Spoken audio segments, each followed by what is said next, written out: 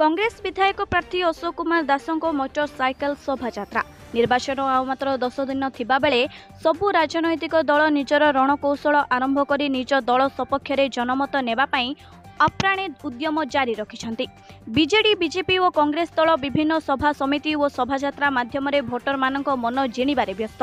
आज एही परिप्रेक्षी में वासुदेवपुर निर्वाचन मंडलीर कांग्रेस दलर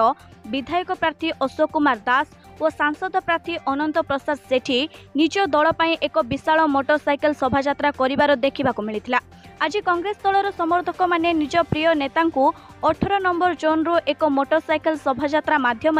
विभिन्न पंचायत बुलाई निजर प्रिय नेता अशोक कुमार दास और अनंत प्रसाद सेठी को भोट दे बहु भोटरे जययुक्त करने पई भोटर मानक निवेदन करथिले। लोकों को पैसा पत्र देके आम बाइक रैली को आणुनु एटा लोकंकर स्वेच्छाकृत भाव लोक निज मन इच्छा बाइक रैली को आसी।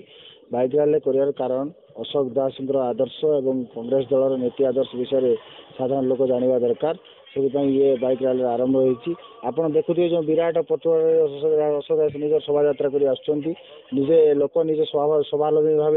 1500 ରୁ 2000 बाइक रैली बर्तमान आसूँ आप बर्तमान देखिए जहाँकि ये वासुदेवपुर बर्तमान चाहूँगी परिवर्तन एवं ये जो जिन लोकंर जनसमर्थन और लोकंर समर्थन देखी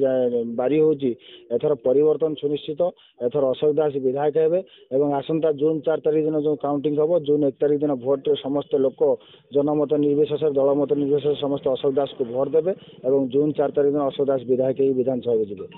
अशोक भाई शोभा यात्रा होची बाइक शोभा यात्रा ये तो शोभा यात्रा नहीं आमर विजय टीकार शोभा यात्रा। अशोक भाई जो वासुदेवपुर निर्वाचन मंडली ठिया सी एक स्वच्छ नेता आउ वासुदेवपुर आमर जो उन्नति है ना जहाँकि मेडिकल कौन डॉक्टर ना साधारण गरीब लोक रेशन कार्ड पाऊना जार चाकरी अच्छी मास्टर चाकरी से ही पाँच रेशन कार्ड जहाँकि आज आम से सजग हो अशोक भाई को आणमु आ से मास्टर गोष्ठी जी पाँच रेशन कार्ड काटमु गरीब लोक रेशन कार्ड दमु यह हूँ आमर संकल्प। भद्रकरू सुब्रत बेहेरा रिपोर्ट मानवाधिकार न्यूज इंडिया।